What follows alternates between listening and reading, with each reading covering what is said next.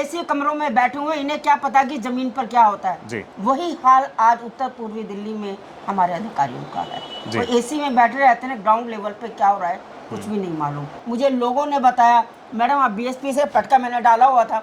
हाँ जी मैडम, आपने कैसे लोगों को बिठा रखा है, ये तो बिकाऊ है।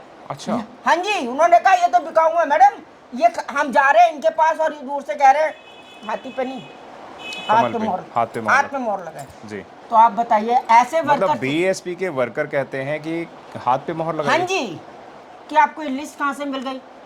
बीएसपी, हम तो बीजेपी से बोले हैं जय श्री राम। अच्छा, इस तरह के नारे लगा के उन्होंने बीएसपी वाले जय श्री राम कर रहे हैं, लिस्ट में लिखा हुआ है जी। लेकिन कह रहे हैं हमने तो बीएसपी छोड़ दी, हम बीएसपी में कभी थे ही नहीं, हमारा नाम किसने दे दिया, और उल्टा सीधा अपमानजनक शब्दों से। लेकिन ये था हमारा काम था लिस्ट को वेरीफाई करना, हमने लिस्टों को वेरीफाई किया, जो इस तरह से बोलता है कट कर दिया। जी। बहन जी ने बहुत अच्छा काम किया जी। लेकिन जो हमारे पदाधिकारी हैं जी। उन पदाधिकारियों ने बहन जी के उन कामों को जी। आम आदमी तक नहीं पहुंचाया। जी। जैसे कि डॉक्टर साहब ने बताया कि हमने बहन जी के कामों का कैलेंडर बनवाया, जी। वो कैलेंडर तक हमारे कार्यकर्ताओं ने आम आदमी के घर तक नहीं पहुंचाए। अब बताइए एक प्रत्याशी क्या 23 लाख वोटर्स के पास पहुंच सकता है घर घर जाके? ये काम तो कार्यकर्ताओं का है ना, डेफिनेटली है? तो कार्यकर्ताओं ने किया ही नहीं। नमस्कार, मेरा नाम है सुरेंद्र सिंह और आप देख रहे हैं एसएम न्यूज़। आज हमारे साथ आशा कुमार हैं जो समाज सेविका हैं और समाज सेविका के लिए पूरे देश में भ्रमण करती हैं। जहाँ जहाँ पे कोई भी एट्रोसिटी होती है तो वहाँ पे भी सबसे पहले जाने का काम करती हैं। आप दिल्ली से हैं, डॉक्टर अशोक कुमार जी की वाइफ हैं, कंधे से कंधा मिलाकर बुद्धिस्ट हैं और बाबा साहब के मिशन मूवमेंट पे कारवा को आगे बढ़ाने के लिए लगे रहते हैं। स्वागत है मैम आपका हमारे चैनल में। मैं आशा कुमार, एसएम न्यूज़ के सभी दर्शकों को जय भीम, नमो बुद्धाय। जी, थैंक यू मैम। मैडम क्या कहना चाहेंगे, जो ये चुनाव था इसके अंदर जो जीत है वह हमारे से काफ़ी दूर चली गई थी, उसका कैसे क्या कहना चाहेंगे उसके लिए? देखिए चुनाव होता ही हार और जीत के लिए है, दो पहलू हैं जी। हर कोई व्यक्ति तो जीत नहीं सकता जी। लेकिन जैसी हार इस वक्त मैंने उत्तर पूर्वी दिल्ली में डॉक्टर अशोक के लिए देखी, लेकिन एक बात का मुझे संतोष है कि बीएसपी ने जितने 7 प्रत्याशी खड़े किए उन 7 प्रत्याशी में सबसे ज़्यादा जो वोट हैं वो डॉक्टर अशोक को मिले। जी। लेकिन ये खुशी तब अधूरी रह जाती है कि काली हमें वो कि हमने अंदाजा, ये तो हमें मालूम था कि हम पूरे जीत तक नहीं पहुंच पाएंगे क्योंकि जो यहाँ पर बीएसपी का जो लेवल था वो बिल्कुल जीरो लेवल पर था जी। और जब हमें ये था कि कम से कम ये 24 लाख इस लोकसभा विधानसभा में वोटर्स हैं हमारे, तो हम कम से कम 1.5-2 लाख तो ले ही जाएंगे। ऐसा हुआ नहीं, और क्यों नहीं हुआ ये जानकर आपको भी दुख होगा और सबसे ज़्यादा दुख में है क्योंकि आपने पता है कि इलेक्शन टाइम में जब 48 टेम्परेचर के अंदर गली गली घूमना और अपनी बात रखना और उसके बाद ये रिजल्ट आना बहुत दुखदाई होता है। इतना दुखदाई होता है, ये लगता है कि हम चुनाव के मैदान में उतरे ही क्यों। इससे तो पहले हम जो समाज सेवा कर रहे थे अपने व्यक्तिगत रूप में वो ज़्यादा बेहतर थी। जी, तो इसका जो जिम्मेवारी है आप किसे देना चाहेंगी, जबकि समीक्षा मीटिंग अभी नहीं हुई है, लेकिन क्या लगता है क्या अपनी गलतियां आपकी रही हैं, आपको समय पर टिकट नहीं मिला या जो बीजेपी का इंटरनली करंट था वो लोगों को नज़र नहीं आया? कौन से मुद्दों पर है जो सरकार नहीं बन पाई बीएसपी की, क्या कहेंगे? नहीं, इस पर मेरा सिर्फ एक ही कहना है, जैसे हम कह देते हैं, जब मैं प्रिंसिपल थी, हम कहते थे कि बड़े अधिकारी को क्या मालूम, आईएएस या ऑफिसर हैं, एसी कमरों में बैठे हुए, इन्हें क्या पता कि जमीन पर क्या होता है। वही हाल आज उत्तर पूर्वी दिल्ली में हमारे अधिकारियों का है। वो एसी में बैठे रहते हैं, ग्राउंड लेवल पे क्या हो रहा है कुछ भी नहीं मालूम। जैसे आपने बताया कि डॉक्टर साहब को एक लिस्ट मिली हमें कि ये हमारे यहाँ के वर्कर्स हैं और ये विदाउट पेड नहीं है, ये डेडिकेटेड हमारे वर्कर्स हैं, समर्पित लोग हैं। हमने उस लिस्ट को देखा, हमने कहा कि चलो हम जब उस फील्ड में जाएंगे, आपको मालूम है कि इस लोकसभा सीट के अंदर 10 विधानसभाएं आती हैं, तो हम जिस भी क्षेत्र में जाएंगे तो ये जो कार्यकर्ताओं की लिस्ट है ये हम उनको एक बारी चेक कर लेते हैं और वहाँ पर जाके उन्हीं कार्यकर्ताओं को बुलाकर वहाँ पर मीटिंग करेंगे और लोगों से घर घर जाकर जो है अपनी बात रखेंगे। तो उसमें से 60% वो जो थे लिस्ट वो बेकार निकली और आपको मैं बता नहीं सकती कि लोगों ने कैसे कैसे हमने उसे जवाब दिए कि आपको ये लिस्ट कहाँ से मिल गई। बीएसपी हम तो बीजेपी से जुड़े हैं, जय श्री राम। अच्छा, इस तरह के नारे लगा के उन्होंने बीएसपी वाले जय श्री राम कर रहे हैं लिस्ट में लिखा हुआ है जी। लेकिन कह रहे हैं हमने तो बीएसपी छोड़ दी, हम बीएसपी में कभी थे ही नहीं, हमारा नाम किसने दे दिया, और उल्टा सीधा अपमानजनक शब्दों से। लेकिन ये था, हमारा काम था लिस्ट को वेरीफाई करना, हमने लिस्ट को वेरीफाई किया, जो इस तरह से बोलता है कट कर दिया जी।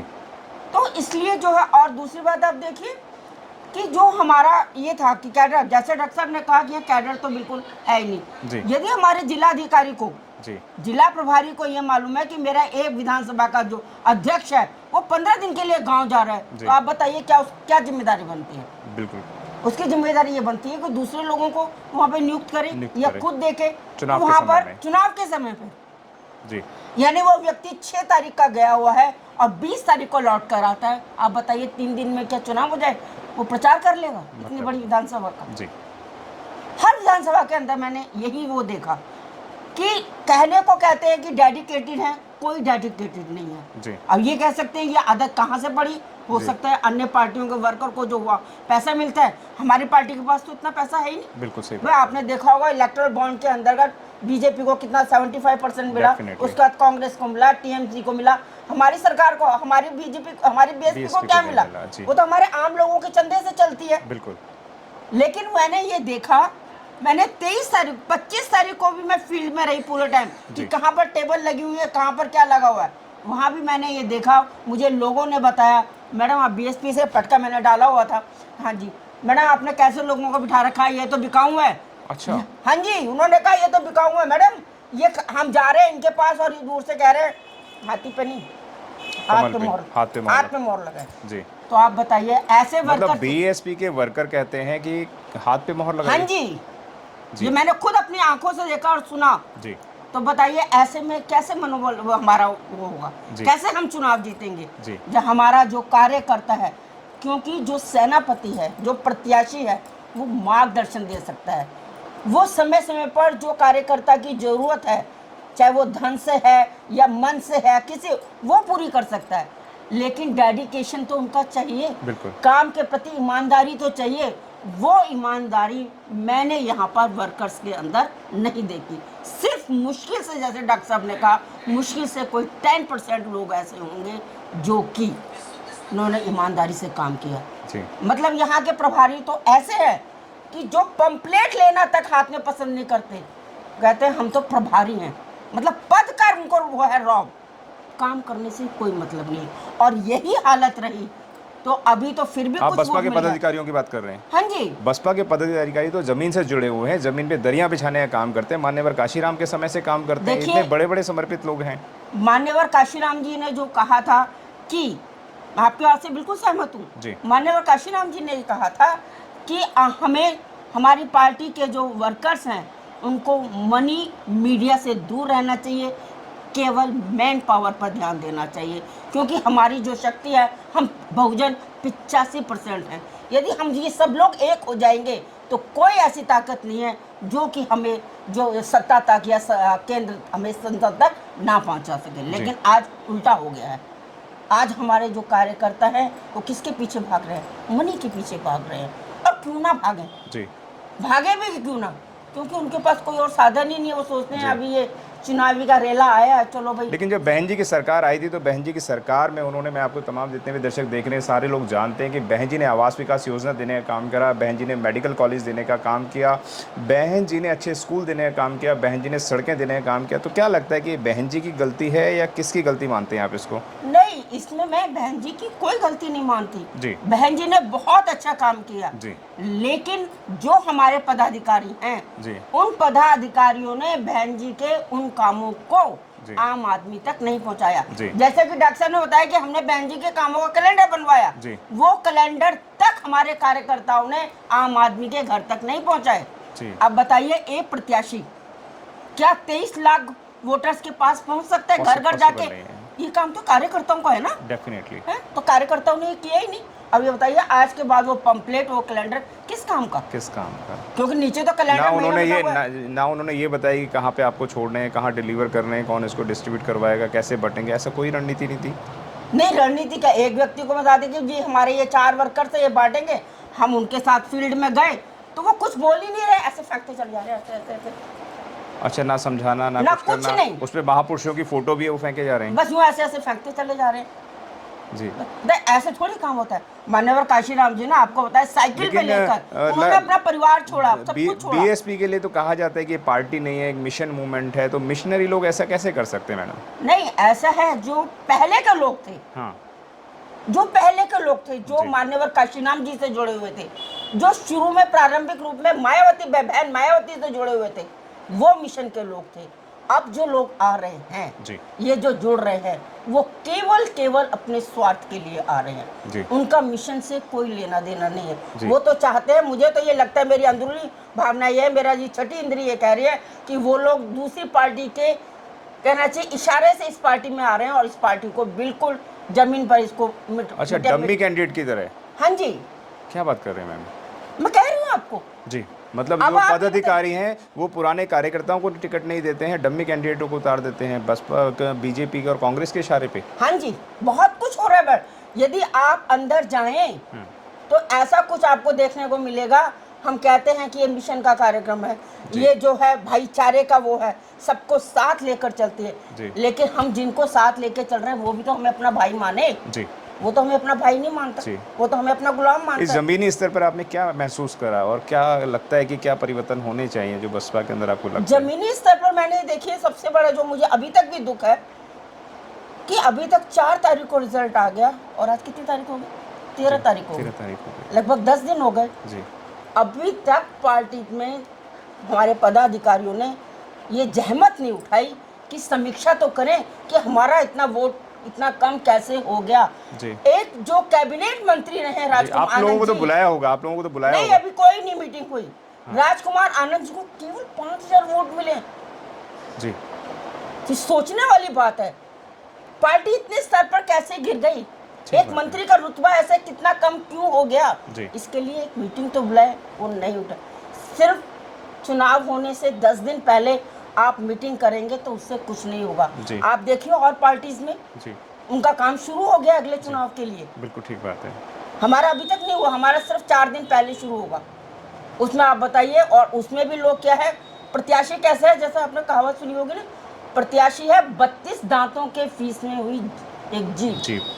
वो जरा सा कुछ बोला नहीं, इसको काटने के लिए तैयार रहते हैं। जब तक हमारे जो पदाधिकारी हैं वो जमीनी लेवल से नहीं जुड़ेंगे, कैडर मीटिंग नहीं कराएंगे, तब तक मैं पूरे विश्वास के साथ कहती हूँ, तब तक हमारा जो हमारा ये जो मिशन है, जो मान्यवर काशीराम जी ने शुरू किया या जो बहन मायावती ने शुरू किया, वो मिशन आगे नहीं बढ़ेगा, केवल किताबों के अंदर ही रह जाएगा जी। और हम नहीं चाहते कि ये किताबों के अंदर रहे।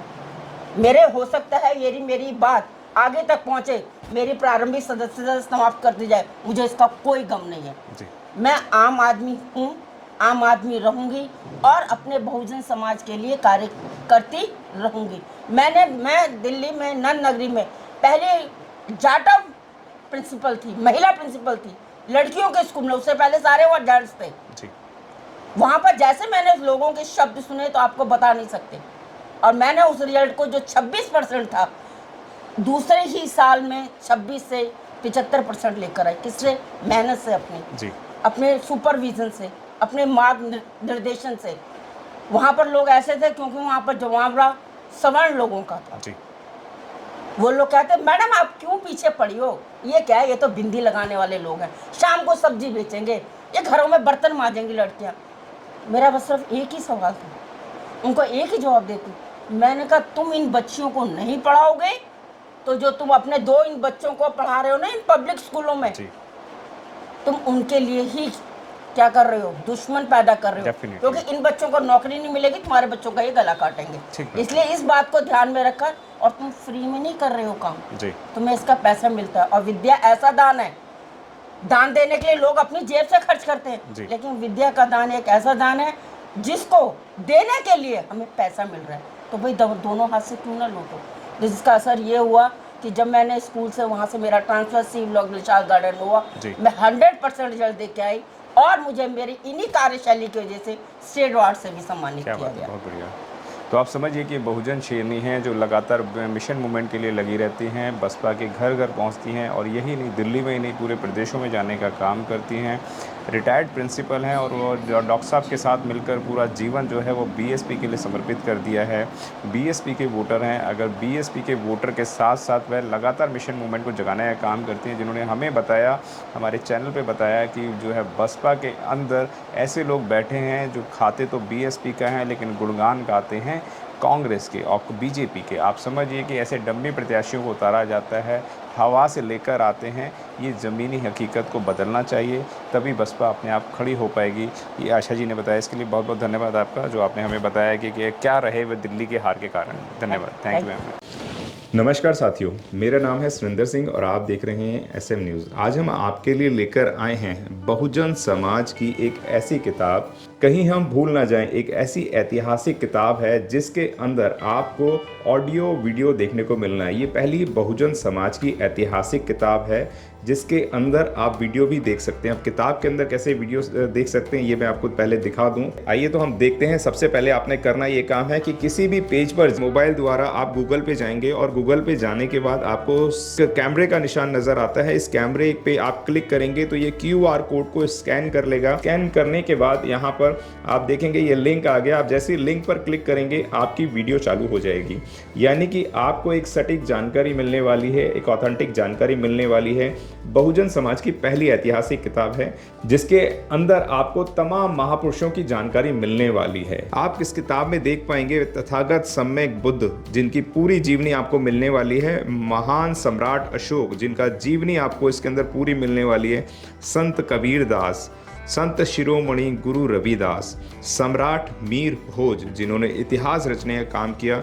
गुरु घासीदास बाबा, वीरांगना झलकारी बाई, वीरांगना उदा देवी पासी, नागेली वीरांगना की कहानी, एकलव्य जिसका अंगूठा काट लिया था धोखे से, चोखा मेला हरिचंद ठाकुर, ज्ञानदीप छत्रपति शाहूजी महाराज, बिरसा मुंडा, ज्योतिबा फूले, माता सावित्रीबाई फूले, फातिमा शेख, EV रामास्वामी, स्वामी अच्युतानंद, बाबा साहब डॉक्टर BR अम्बेडकर, जिनका मूल ग्रंथ आपको इसमें छोटी सी किताब में मिलने वाला है। आप ऑडियो भी देख सकते हैं, वीडियो भी देख सकते हैं।